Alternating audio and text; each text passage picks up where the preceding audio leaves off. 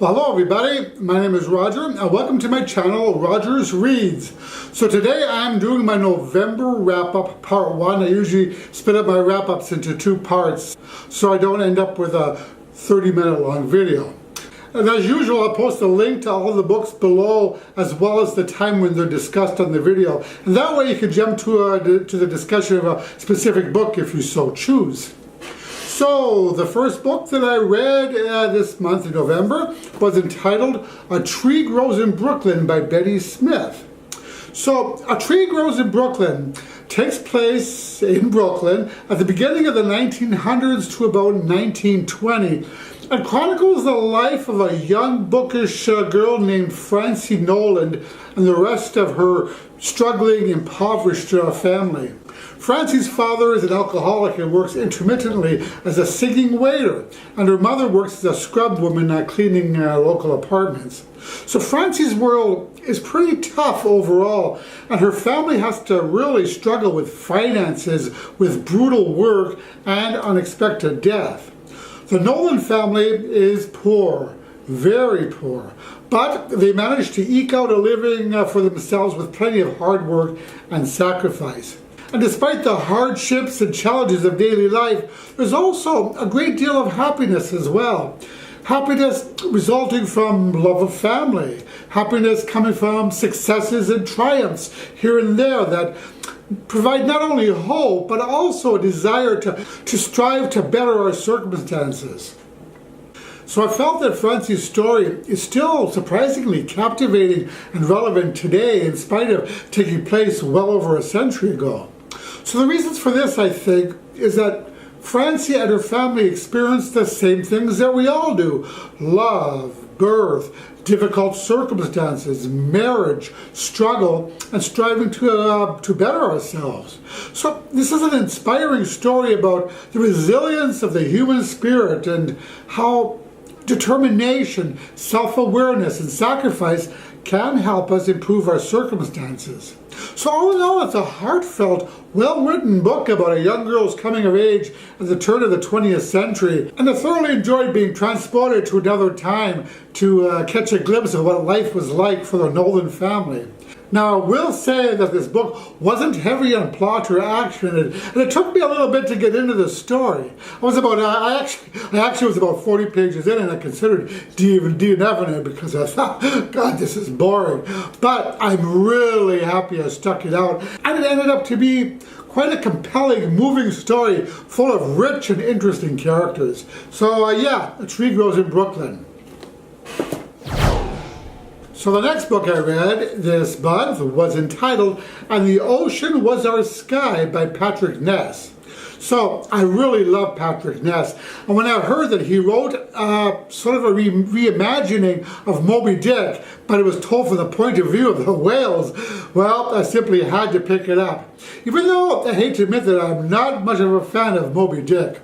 But though, to be fair, I was in high school the last time I attempted it, and I remember I had a hell of a time getting past the whale terminology. So this is a beautifully illustrated graphic novel that follows our main character, a female whale named Bathsheba, along with her fierce hunting whale pod and their ongoing war with humans. So what made this story especially interesting is that the book isn't told entirely from the whale Bathsheba's point of view. I have a hard time saying that. Bathsheba, I believe it is. So anyway, this is a story where the whales hunt humans and humans hunt whales. So the human world resents the whales because they're killers, and the whale world resents the humans because they're killers. And all the whales tell stories and live in fear of a monstrous human creature that they refer to as Toby Wick. Now in this short book, Patrick Ness shows the brutal and vicious cycle both whales and humans are caught up in, this endless cycle of revenge. And in this way, the story is kind of grim and dark in places, but definitely not without hope. Now I thought the dynamic between the whales and the humans was utterly fascinating. This relationship was laden with deep symbolism and metaphor. You know, I found myself setting down this book several times just to contemplate the deeper meaning of what I read. And I appreciated the paradox of how both sides hunted the other in order to prevent from being hunted by the other.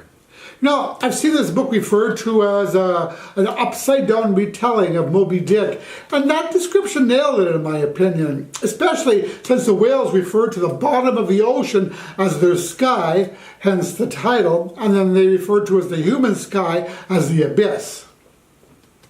Now, what I especially loved about this book were the illustrations. There were some of them, sure now I can't, some of them were just beautiful and haunting. Let me find some more here. And I felt that these illustrations really added to the richness of the story.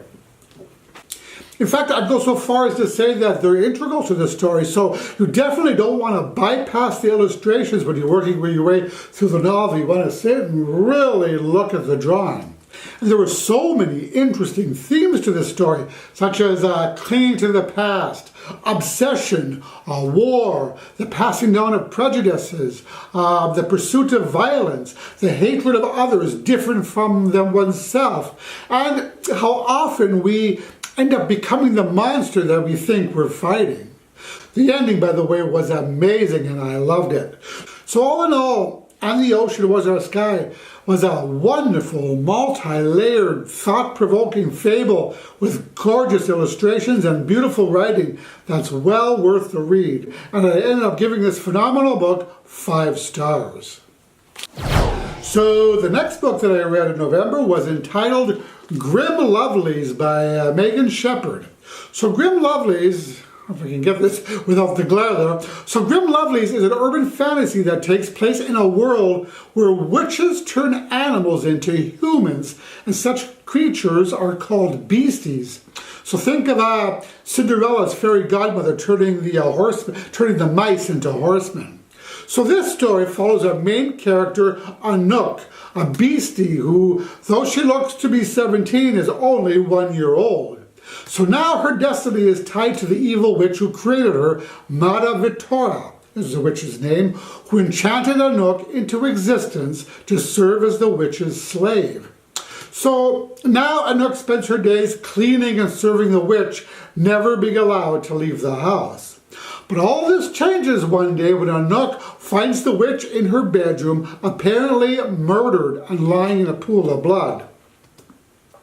So Anouk and all of the other household beasties flee, knowing that they'll be no doubt accused of the crime. So what follows is a high-paced, high-stakes, harrowing adventure through the streets of Paris as Anouk and her fellow beasties search for the real murderer. But not only that, with Mada Vitora's death, the witch's death, the enchantment over the beasties will end in 3 days' time, which means that if they don't find another witch willing to cast the beastie spell, they all will revert back to their animal form.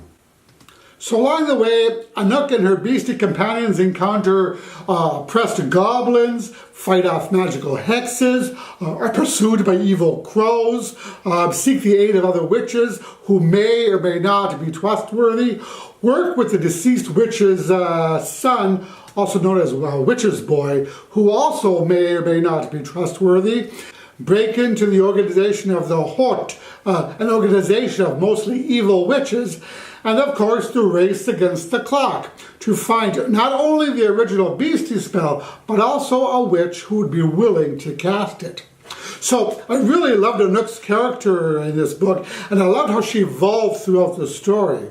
She was shy, subservient, innocent, and utterly trusting at the start of the book. But as the story progressed, she gained more confidence and really came into her own power. In fact, she ended up being quite a badass, and even ended up being a leader. And I really loved the magic system in this book, which I thought was quite unique. And as always, magic comes with a price. And in this particular world, all magic requires a life force to work. Additionally, Magic has an inherent system of balances which keeps the witches in line and ensures that they don't directly use their magic to harm others, with directly being the key word here. So, as this is the first book in a series, I'm really looking forward to learning more about the magic system in future books. And I think there's going to be at least another one. So, all in all, Grim Lovelies was a fun roller coaster ride, chock full of lies, intrigue, and adventure with several twists and turns that kept me interested throughout. And the main storyline was nicely wrapped up by the end of the book with an intriguing daily plot line which no doubt will continue into the next book. So I look forward to reading the next book in this series. I ended up giving this book 4 stars. So the next book that I read this month was entitled Song of Achilles by Madeline Miller. I actually listened to this book on audio, so I don't have a physical copy of it. So the Song of Achilles is a retelling of Homer's Iliad, focusing specifically on the relationship between Achilles and Patroclus. But this book is told from the point of view of Patroclus, Achilles' best friend, who, in this story, is actually cast as the lover of Achilles. So this way, the story takes the Greek legends and works of Homer and expands on them, turning them into something wholly new and different. So Patroclus is a young prince who accidentally kills the son of a nobleman and is thus exiled to the court of a King Peleus, I think it was, and his perfect golden-haired son, Achilles, who we learn later on is a demigod, with his mother being a fierce sea goddess. Thetis, I think was her name. So Achilles develops a friendship with Patroclus, which deepens and then becomes something more, much to the displeasure of Achilles' mother, who feels that Patroclus is unworthy of being the companion of a future god. I like the fact that the romantic relationship between Achilles and Patroclus wasn't rushed to force, but rather built up slowly and powerfully throughout the years. It was definitely a slow burn, as these two first grew up together, learned about life together, and even fought together, thus deepening their bond as they matured into young men. But their world comes crashing down when Helen of Sparta is kidnapped by the Prince of Troy, and Achilles is strongly encouraged to fight for Sparta to get her back. So he and Patroclus journey to Troy to fight with the Spartan army in spite of the prophecy that threatens to destroy everything that they hold dear. So what I enjoyed is that often Achilles is portrayed as an arrogant, unsympathetic character, but in this novel we get to see the human and vulnerable side of him, someone capable of deep love and loyalty. We see his tenderness, we see his insecurities. But it was Patroclus' character that I especially loved in this story. He was brave, he was loyal, he was wise beyond his years, he was especially compassionate to the plight of others around him. And I really enjoyed seeing him transform from this clumsy, socially inept exiled prince to this self-assured and confident lover of Achilles. And though he wasn't skilled in battle like his demigod lover, he is skilled in other things such as surgery, empathy, and helping others. Now, though the romance between Achilles and Patroclus is an important element in this story and helped to illustrate Achilles' human side, the novel is not defined by that romance, for this is also a story of a demigod driven by honor who grew to fulfill his destiny as a warrior and a hero. Now, if you've read the Iliad or are familiar with the Trojan War, you know that this story has a tragic end. But in case you're not familiar with either of them, I won't tell you what happens. But, even though I knew how it all turns out, the end of this book still left me absolutely shattered. I mean, really broke my heart into pieces. Even though I thought I was prepared for how it would hit, I was still wrecked by the ending, and it left me breathless. But though the ending was painful and heart-wrenching, it was also eloquent and beautiful, and I'm really glad that I read it. I mean, this was a book about joy, suffering, war, glory, violence, and the cruelty of men. It's about pride, hubris, and vanity. But it's also about being loved and being remembered. So all in all, The Song of Achilles is a lush and expertly woven novel that fascinates from its opening words to its tender final scenes. And I ended up giving this phenomenal book 5 stars. So the next book that I read this month in November was entitled Edge of the Known Bustline by James R. Gapinski. So I actually won this novella in a Goodreads drawing, and wow, what a strange, disturbing little book this was. So this is a dystopian, apocalyptic novel that follows a woman. You know, I don't even think we ever learned her name. No, I do believe she did introduce herself once to someone, but I don't recall what her name was. So, it follows a woman whose daily bus commute takes an abrupt detour one day, ending up in the town of Not in Service, population 66. So she and her fellow passengers are forced off of the bus via gunpoint, and you soon learn that the town is brutal, gruesome, and quite horrifying. The townspeople, who were all at one time passengers like herself, are dressed in rags, appear sickly, live in tattered tents or huts, and in order to survive, they eat bugs, rats, and each other. They've also developed a strange sort of surreal society divided into 2 main factions. There's the Chicago faction and the Pittsburgh faction. And if you want to survive, you need to join one of them. So the people in this town, for the most part, they've been stripped of any human dignity, though they convince themselves otherwise. And they've created this crazy religion around the idea that someday a bus will arrive with the destination of Chicago or Pittsburgh, or somewhere other than out of service. So from the moment that our main character arrives, we follow her as she desperately searches for a way out of the hellhole, refusing to believe that there is no way to escape, as the other townspeople have claimed. So fearless and hopeful, she makes one failed attempt after another to escape, which renders the story all the more horrifying. So in this way, the book was sort of a survival story. Now what's interesting is that our main character ends up being kind of an anti-hero, as she is harboring some pretty serious secrets of her own which come to light a little at a time.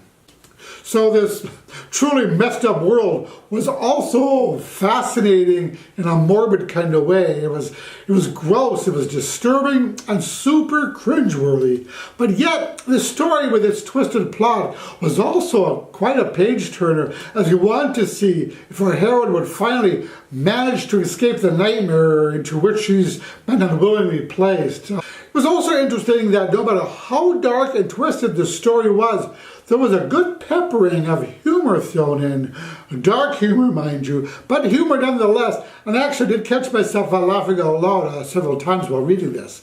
But still, you'll want to keep in mind that this is a book filled with grotesque scenes of violence and cannibalism, and is definitely not a book for the faint of heart. So all in all, a great read. I found this a dark, compelling, and a mesmerizing story with rich, multifaceted characters and an enthralling storyline. The world building here is phenomenal, and the delightfully twisted and chilling plot sucked me right in, so much that I read this entire novella in one go. So this unsettling story certainly provides a lot to think about well after the last page has been turned. But I don't think I'm going to be taking the bus anytime soon. So in the spirit of disclosure, I won this book in a giveaway from Goodreads actually, and was under no obligation to do a review of this. And it looks like I'm losing my light, so it's time for me to end this video for now. So yeah, I'll continue with part 2 probably towards probably in the beginning of December, I'm guessing. So as always, I thank you so much for watching. I really appreciate all of your support, and I will talk to you in the next video. Roger and out.